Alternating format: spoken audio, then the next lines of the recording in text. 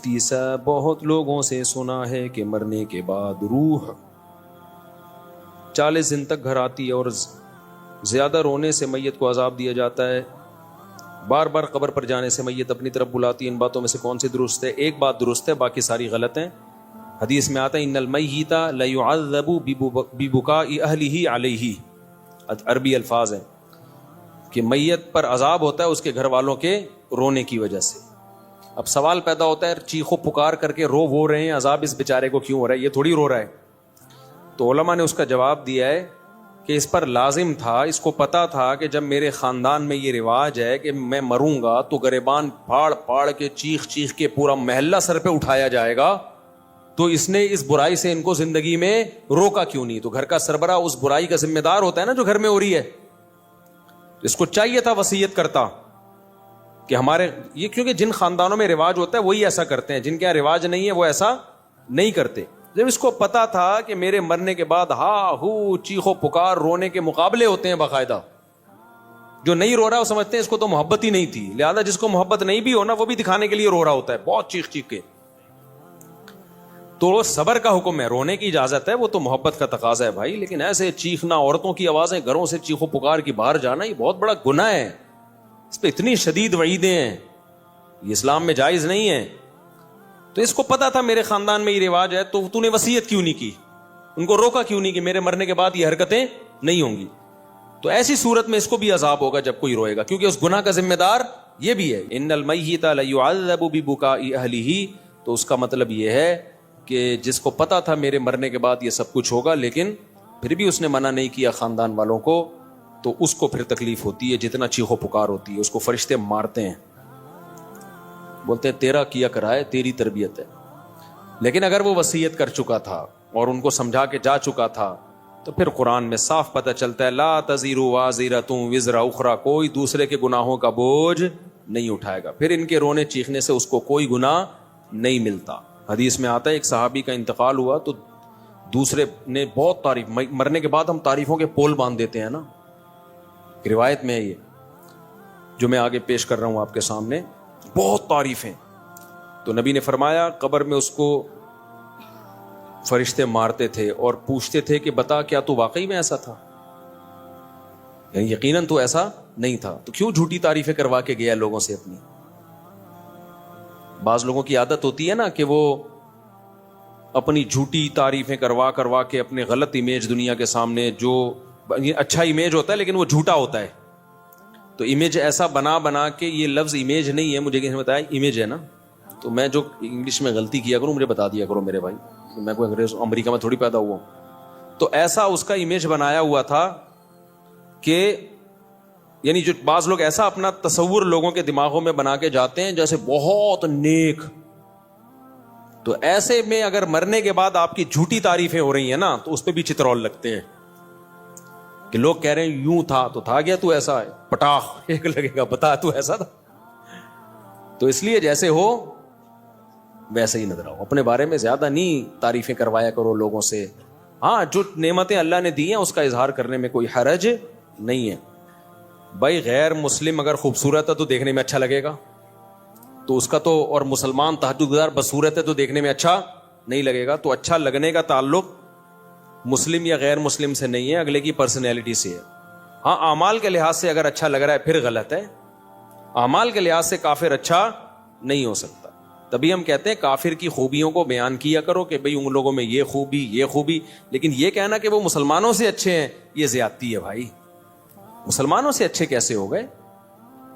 جو خدا کا انکار کرے اور جو خدا کو مانے دونوں برابر ہو سکتے ہیں؟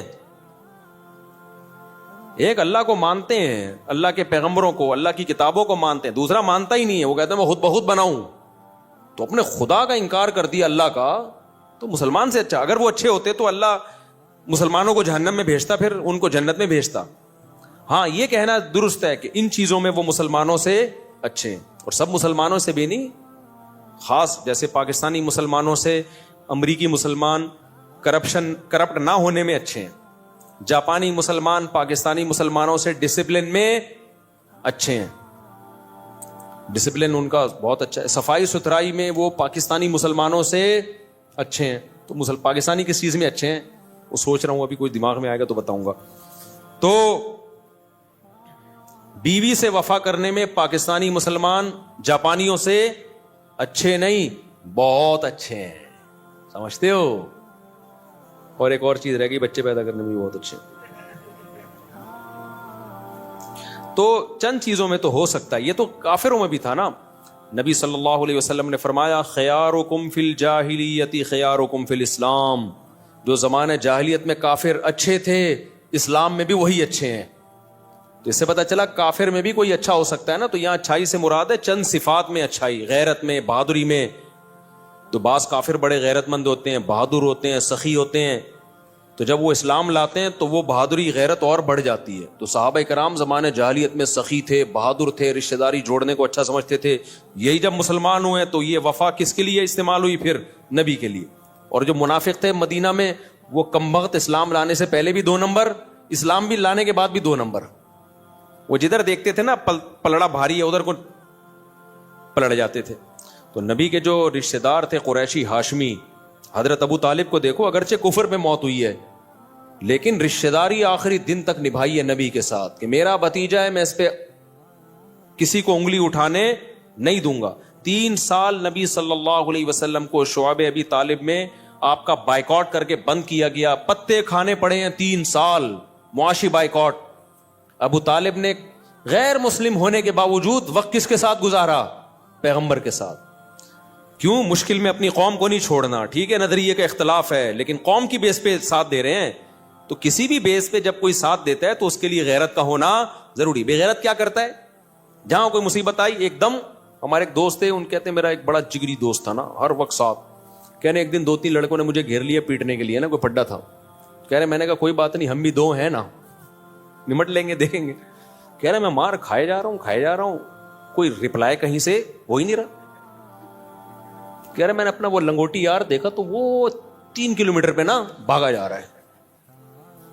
ابے تو یہ تو اس موقع پہ نہیں بنتا یار. یا تو وہ 100 آدمی ہوتے تو یار وہ بھی 2-3 ہیں، تم 2 ہو تو کچھ تو کرو نا، کچھ تو بچاؤ تو گئی اس کو. ایک دم ایسا بھاگا. میں چھوٹا تھا تو میرے ساتھ ایک ہمارے کلاس فیلو اسکول کا لڑکا، ہم دونوں ڈبل سواری پہ آ رہے تھے. آپ کو پتا ہے کراچی میں ڈبل سواری پہ پابندی ہی رہی ہے. اب ہم تو محلے پڑوس میں ہی نکلے، کہیں آگے ٹریفک پولیس والا نا، ہم چھوٹے بچے تھے اس وقت، ایک تو عمر بھی پوری نہیں تھی، وہ بھی اللیگل کام. تو ہم تو ایسے ہی نکلے، گلی محلے میں لوگ نکل جاتے ہیں، غلط ہے نہیں کرنا چاہیے. پولیس والا اب جیسے ہی ٹریفک پولیس والا نا میرے جو پیچھے بیٹھا ہوا تھا وہ چلتی بائک سے اتر کے بھاگ گیا. مجھے آج تک وہ واقعہ اتنی اسپیڈ سے بھاگا ہے میں اکیلا. تو وہ ٹریفک پولیس والے نے اس کو دیکھ کے اس کو اتنی ہنسی آئی ہے کہ یار یہ کتنا ڈر گیا، بھاگا جا رہا ہے. تو مجھے بھی چھوڑ دیا، بولا جا یار واپس. وہ دن آج تک میں بھولا نہیں ہوں کہ یار تھوڑی سی اسپیڈ تو بھائی پکڑے گا کیا کہ جیل میں تھوڑی ڈال دے گا، تھوڑا سا تم بھی کرے گا، کچھ جرمانہ لگا دے گا، کچھ بھی کرے گا. اتنے بچے پہ تو کیا جرمانہ بھی نہیں لگتا. لیکن مجھے اس کی اسپیڈ دیکھ کے نا جو میرے ساتھ بیٹھا ہوا تھا، میں نے کہا یہ ہے بہادر. بھائی اتنی بھی جلدی نہیں بھاگو، آگے پولیس والا تھوڑا سا آگے آ رہا ہے. میں نے کہا ابھی میں روکوں گا تو وہ اترے گا، پھر دیکھو ہے ہی نہیں بھاگا ہوا جا رہا ہے. تو کافروں میں بھی کچھ غیرت مند ہوتے ہیں، کچھ اچھی صفات ہوتی ہیں، تو وہ صفات بیان کرنے میں حرج نہیں ہے. لیکن جب مقابلہ ہوگا تو بھائی مسلمان کافر سے بہرحال بہتر ہے. اور جو اچھی صفات آپ کو کافروں کی لگ رہی ہوتی ہے نا، ان کی بھی جب ڈیپ میں جاؤ گے تو اس کی بھی گہرائی میں جاؤ گے تو بعض جگہوں پر وہاں بھی مسلمان کا پلڑا بھاری ہوگا آپ کو. لیکن اس کے لیے الگ قسم کا چشمہ چاہیے، وہ نظر سے دیکھا جائے گا. جو اپنے ماں باپ کے نہیں رہے وہ کیا رہ گئے، ان میں کیا انسانیت ہے یار. جن کے اباؤں اور اماؤں کا مستقبل اولڈ ہاؤس ہو تو رہ کیا گیا. السلام علیکم. بعد اور میں غلام حیدر ول عبد الواحد، پورا شجرہ نسب لکھا ہوا ہے میرے بھائی. میری درخواست ہے کہ میرا نکاح ہو گیا ہے، نام سے پتہ چل رہا ہے کہ آپ کا نکاح ہو گیا ہے. میرا سسر شادی کرنے کی اجازت نہیں دیتا، وہ کہہ رہا ہے کہ مجھے اپنی بیٹی کی طلاق چاہیے. کسی بھی صورت میں بیٹی کی شادی نہیں کروں گا. آپ اس بارے میں اسلامی طریقے سے کسی بھی صورت میں شادی نہیں کروں گا. اب اس بارے میں اسلامی طریقے سے مشورہ دیں کہ میں کیا کرنا چاہیے.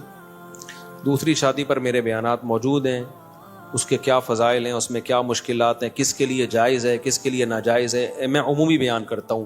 کبھی کسی فرد واحد کو میں ترغیب نہیں دیتا کہ تو کر لے. مجھے نہیں پتا کہ اس میں تپڑ ہے یا نہیں ہے. کبھی کسی فرد واحد کو میں ترغیب نہیں دیتا. میں کبھی ان کو نہیں پکڑ کے کہوں گا یار تم نے کیوں نہیں کی, اتنے عرصے سے بیان سن رہے ہو, تم کر لو. یہ میں کبھی بھی نہیں کرتا. حتیٰ کہ میرے دوست احباب میں 40 سال کے لوگ بھی ہیں جو ابھی تک کنوارے ہیں, ان کو بھی میں نے کبھی نہیں کہا تم نے شادی کیوں نہیں کی ہے.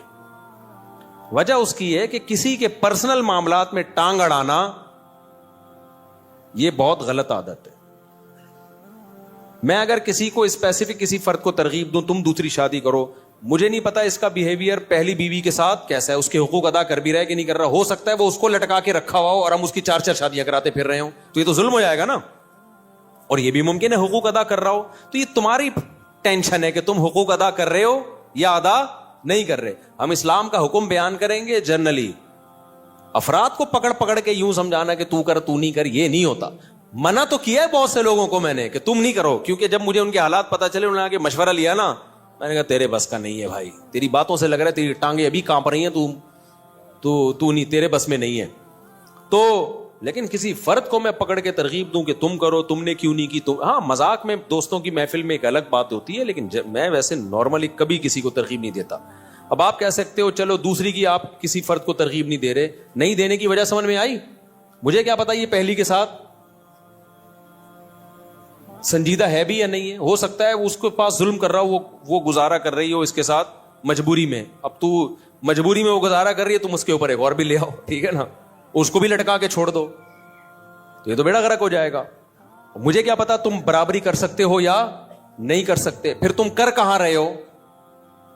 بعض دفعہ آدمی شادی کر رہا ہوتا ہے, بھائی تم اتنی پیسے ہیں نہیں, تم شادی ڈیفینس میں کر رہے ہو, مالدار لڑکی سے کر رہے ہو, تو نہ تو اس کے قابل رہو گے نہ پہلی کے قابل. اس کا تو جیب خرچی 4 لاکھ روپے ہوتی ہے, پاکٹ منی. جو مالدار لڑکی ہے نا, پاکٹ منی ایسے چل رہا ہوتا ہے, 4 لاکھ پاکٹ منی.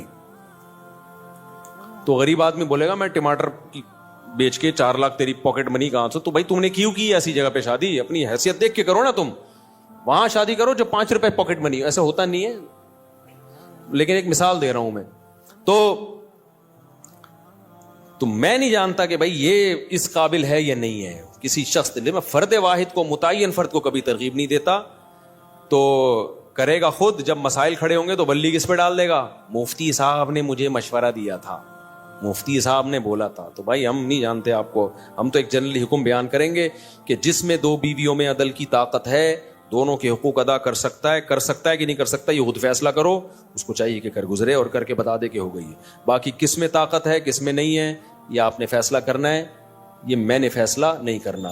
آپ کہہ سکتے ہو چلو 2 شادیوں والے کو آپ مشورہ نہیں دیتے, تو کنوارے کو آپ تو دے سکتے ہو نا, جو آپ کے 40 45 سال کے دوست کنوارے ہیں, ان کو کیوں نہیں دے رہے. بھائی یہ بھی کسی کی نجی زندگی ہے, مجھے نہیں پتا اس کی کیا مجبوریاں ہیں. بعض دفعہ صحت کے ایشوز ہوتے ہیں, وہ نہیں شرما کے بتا رہا ہوتا. ہم کیوں کسی کا راز دنیا کے سامنے فاش کریں. وہ مجھے تھوڑی بتائے گا میرے اندر طاقت نہیں ہے. بعض دفعہ طاقت ہوتی ہے, مرد ہوتا ہے پورا انسان, لیکن اور کوئی مسائل ہوتے ہیں اس کے, تو وہ تو جب کسی کی ڈیپ میں جاؤ تو پتا چلتا ہے نا کس کے ساتھ کیا مسائل چل رہے ہیں. تو بھائی شریعت نے ہمیں حکم دیا ہے کسی کے پرسنل معاملات میں گھسنے کی آپ کو اجازت نہیں ہے کہ یہ کیوں نہیں کر رہا ابھی تک, میرے بیان میں 10 سال سے بیٹھ رہا ہے, اس نے ابھی تک دوسری شادی کیوں نہیں کی, اس نے پہلی کیوں نہیں کی. بھائی جان بیان میں بیٹھ رہے ہیں, نظریہ درست ہو رہا ہے, عمل کرنا نہ کرنا یہ اس کا ہیڈ ایک ہے, یہ ہمارا ہیڈ ایک نہیں ہے. اور نام بدگمان ہوتے ہیں. میرے جو دوست 45 سال کے ابھی تک شادی نہیں کی, میں بدگمان بھی نہیں ہوتا, ان کا ذاتی معاملہ ہے, یہ خود بہتر سمجھتے ہیں. تو اس لیے میں آپ کو بھی ترغیب نہیں دوں گا. جنہوں نے پرچی دی ہے نا, یہ مجھے نہیں پتا آپ کا اپنی پہلی وائف کے ساتھ سلوک کیسا ہے, آپ دوسری کر سکتے ہو نہیں کر سکتے. اب لوگ آتے ہیں میرے سسر کو سمجھا دیں کہ مجھے دوسری کی اجازت دے دیں. سسر کبھی اجازت نہیں دیتا, اور سسر سے اجازت لے کے کرنے بھی نہیں چاہیے, کیونکہ باپ بیٹی کا رشتہ, بہن بھائی کا رشتہ شریعت نے ایسے بنایا ہے کہ اسلام یہ رشتوں کو توڑنا نہیں چاہتا. باپ اگر اجازت دے گا نا لڑکی کا, تو بیٹی کے دل میں کیا آئے گا, مجھ پہ سوکن آئی ہے کس کی وجہ سے, میرے باپ کی وجہ سے. تو اس کا ریلیشن کس سے خراب ہوگا, بولو, باپ سے. اسلام یہ پسند نہیں کرتا. تبھی نبی نے 2 بہنوں سے نکاح کرنے کی اجازت نہیں دی. فرمایا 2 بہنوں سے نکاح کرو گے تو رشتے توڑ دو گے, کیونکہ بہن کی محبت سوکن کی نفرت میں تبدیل ہو جائے گی. سمجھتے ہو گے نہیں سمجھتے؟ تو اسی طرح یہ کہ میرا جو ہے نا سالہ مجھے اجازت دے کہ میں دوسری شادی کروں گا, تو سالہ کبھی اجازت نہیں دے گا. ایک تو اس لیے کہ وہ ہے سالہ, دوسرا اس لیے بھی نہیں اجازت دے گا کہ شریعت نے اس کو مکلف ہی نہیں بنایا اس کا, کیونکہ تم کرو گے تو بہن کا بھائی سے رشتہ کیا ہوگا خراب, بہن بولے گی میرا گھر تباہ کرنے والا میرا بھائی ہے. تو اس لیے بھائی یہ سسرال سے پوچھنے کا کام ہے ہی نہیں, تپڑ ہے تو پاس کر ورنہ برداشت کر, یہ کام, اور کرو جب حقوق ادا کرو. تو کون کرے گا کون حقوق ادا نہیں, یہ مجھے نہیں پتا بھائی. اس لیے ہم جنرلی ایک شریعت کا حکم بیان کرتے ہیں. قرآن نے بھی ایک حکم بیان کیا کہ جو 2 بیویوں میں برابری کرے وہ 2 3 3 4 4 شادیاں کرے. اللہ نے الگ الگ نام لے کے نہیں بتایا کہ انڈا موڑ پہ فلاں صاحب بھی کریں اور پٹیل پاڑا پہ فلاں صاحب بھی کریں اور ڈیفینس میں فلاں صاحب اور 14ویں صدی میں فلاں فلاں لوگ کریں, اس اسٹیٹس کے لوگ کریں, اس اسٹیٹس کے لوگ نہ کریں. یہ کہیں نہیں ہے, جنرلی حکم دے دیا بھائی جو ان قواعد پہ پورا اترتا ہے, ترغیب دے دی کرے, کیونکہ بیوہ طلاق یافتہ عورتیں سوسائٹی میں بہت زیادہ ہیں. تو اس لیے مجھے کبھی بھی یہ میرے پاس کیونکہ بہت آتے ہیں لوگ, میرے ابا کو سمجھائیں, میرے ماموں کو سمجھائیں, میرے چاچے کو سمجھائیں. میں نے کہا بھائی میں اپنے والوں کو نہیں سمجھا سکا تھا, تمہارے والوں کو کہاں سمجھاؤں گا میں, اپنے والوں کو کون دوں, ہم ان کو نہیں سمجھا پاتے, ہم تمہارے والوں کو بھی ذمہ داری ہم لیں. اور پھر جب پٹو گے تو ہم پہ بلی آئے گی, شادی تم کر رہے ہوگے, بلی کس پہ آئے گی؟ مفتی صاحب نے بولا تھا, مفتی صاحب نے بولا تھا. تو کافی ہو گیا میرا خیال ہے. اور یہاں سے کسی نے کوئی سوال پوچھنا ہو؟ السلام علیکم مفتی صاحب. وعلیکم السلام. میری وائف اوپر ہے, میں آپ سے 2 منٹ بات کرنا چاہتا ہوں اکیلے میں. ابھی کر لیں. میری وائف اوپر, وہ آپ سے ملنا چاہتی ہے, ہم دونوں 2 منٹ لگیں گے سر, 2 منٹ, بہت دن ہو گئے. چلو پھر بیان کے بعد مل لیں. بھائی کو دے دو جلدی سے, بس نمٹاتے ہیں اس کو, ٹائم کم, مقابلہ سخت. صاحب آپ کے کچھ پہلے کے بیانات ہیں کہ جی. آپ نے کہا تھا کہ وہ جب کربلا کا واقعہ ہوا تھا تو پانی بند نہیں ہوا تھا, تو اس پہ بہت سارے کلپ اور حدیثوں کے ریفرنس کیا تھا کہ پانی بند ہوا تھا. اور پھر آپ کے کچھ بیانات وہ تھے کہ جب وہ حضور کی جو گھر والے ہیں اس میں آپ نے کہا تھا گھر والوں میں اہل بیت میں بیویاں آتی ہیں سب سے پہلے, تو حضرت عائشہ اور باقی بیویاں. تو اس میں انہوں نے کہا تھا, ایک روایت پیش کی تھی کہ وہ جب حضور نے چادر تھی تو اس میں حضرت سلمہ مباہلے کے لیے نبی صلی اللہ علیہ وسلم گئے تھے, تو چادر میں 5. تو اس سے نا آپ کو یہ کہتے ہیں بعض لوگ, وہ بعض ہیں کہ آپ یہ لوگ جو ہے نا اقراری یعنی انکاری نہیں ہے لیکن اقراری بھی نہیں ہے اہل بیت کے, یعنی اقرار بھی نہیں کرتے صحیح طریقے سے. ہم نے ہرگز انکار نہیں کیا کہ نبی نے مباہلے کے وقت جن افراد کو, جن مقدس ہستیوں کو اپنی چادر میں لیا تھا وہ اہل بیت نہیں ہے. یہ بالکل جھوٹ ہے. ہم ان کو بھی اہل بیت مانتے ہیں اور نبی کی بیویوں کو بھی اہل بیت مانتے ہیں, کیونکہ سورہ حجاب میں اللہ نے نبی کی بیویوں کو اہل بیت کا لقب دیا ہے. اس سے بڑی دلیل کیا ہوگی؟ باقی کربلا کے واقعات کو میں اس لیے بیان نہیں کر رہا, وہ اس وقت جو شیعہ سنی کا پھڈا پارا چنار میں بھی آپ نے دیکھا ہے, ایک جنگ چھڑ گئی ہے. تو اس وقت شیعہ سنی لڑائی ختم کرنے کی ضرورت ہے. تو ان ٹاپکس پہ جتنا کم بولو گے اتنی لڑائی کم ہوگی. اور جتنے اختلافی مسائل کو ابھی ہمارا ملک اس کا متحمل نہیں ہے, تو ابھی یہ نہیں ہے کہ آپس میں لڑنا شروع کر دیں. اور یہ تو ملک کا یہ تو بیرونی طاقتیں ہیں جو شیعہ سنی فساد ابھی کروانا شروع کریں گی, تو اس لیے اس جنگ کو ختم کرنی ہے. تو ختم ایسے ہی ہوتی ہے کہ ان ٹاپک پہ, تو اس لیے جو پرانے ہیں نا ان کو پرانا ہی رہنے دیں, ٹھیک ہے.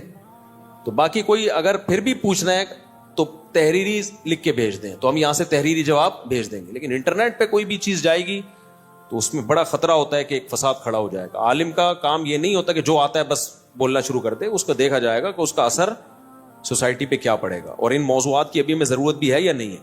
اہل بیت سے محبت تو سب کے ایمان کا جزو ہے, اور اہل بیت کے تو ہم زیادہ قائل ہیں بھائی. ہم تو اہل بیت سے محبت کو اپنے ایمان کا جز سمجھتے ہیں. السلام علیکم. وعلیکم السلام. صاحب یہ جب ہم قربانی کرتے ہیں اس کے اندر حقیقہ کر سکتے ہیں؟ مائک کو قریب کرو یار. قربانی جب ہم کرتے ہیں تو اس کے اندر حقیقہ شامل ہاں عقیقہ بھی کر سکتے ہیں, ایک ہی حصے میں نہیں. ایک ہی گائے میں عقیقے کا حصہ بھی ڈالا جا سکتا ہے اور قربانی کا حصہ بھی ڈالا جا سکتا ہے. یعنی الگ حصہ ہوگا, عقیقے کا الگ ہوگا, قربانی کا الگ ہوگا. اگر کوئی بندہ تشہد کی جگہ فاتحہ یا فاتحہ کے تشہد پڑھ لے, سدا صاحب کا کیا, جی ہاں سدا صاحب کرنا پڑے گا اس کو. عمرے کے لیے 3-4 عورتیں جا سکتی ہیں جن کی کوئی محرم نہیں ہو, نہیں جا سکتی بھائی, محرم کا ہونا ضروری ہے. جوان عورت کے لیے محرم کا ہونا ضروری. بوڑھی عورتیں گروپ میں بھی جا سکتی ہیں. اچھا بھائی میں شادی شدہ ہوں, بیوی حاملہ ہے, تو اب میں خواب میں, اچھا نبی صلی اللہ علیہ وسلم نے آ کر مجھے ایک نومولود بچہ پکڑا دیا اور فرمایا اس کی حفاظت کرنا کیونکہ آنے والے ٹائم میں مجدد ہوگا. میرے بھائی آپ اپنا جو ہے نا تھوڑا سا اس طرح کے خوابات جب آنا ہو آدمی کی کھوپڑی آؤٹ ہونا شروع ہو جاتی ہے. میں نے دیکھا, مجھے ابھی کچھ دن پہلے ایک بندہ ملا, پشاور سے آیا ہوں, اور کہنے لگا آپ کے بارے میں مجھے خواب آیا, نبی صلی اللہ علیہ وسلم نے خواب میں آ کے کچھ یہ بتایا کہ یوں کرو آپ کے بارے میں. میں نے کہا السلام علیکم. وعلیکم السلام. سب چیک. اگلا بھائی چلو بھائی. تو مجھے ہمارے ایڈمن نے کہا یار اتنا عظیم خواب سنا رہا ہے, آپ نے لفٹ ہی نہیں کرائی. میں نے کہا بھائی پتہ نہیں سچا سنا رہا ہے جھوٹا سنا رہا ہے, اور اگر خواب سنا بھی رہا ہے تو اس کی تعبیر کیا ہے, یہ اس میں ٹائم لگتا ہے. تو ایسے ہی تھوڑی جو بھی آ کے خواب سنائے اچھا اڑے یار بیان میں لاؤ بھائی. تو میں نے کہا اپنے اعمال درست کر رہو, پھر غلط خواب بھی آئیں تو کوئی فکر کی بات نہیں. اپنے اعمال اگر صحیح نہیں ہے تو جتنے مرضی اچھے خواب آئیں متاثر ہونے کی ضرورت نہیں ہے. تو اس لیے فوکس عمل کو زیادہ کرو. باقی نبی کا خواب میں آنا بہت بابرکت عمل ہے, لیکن یقینی تو ہو نا.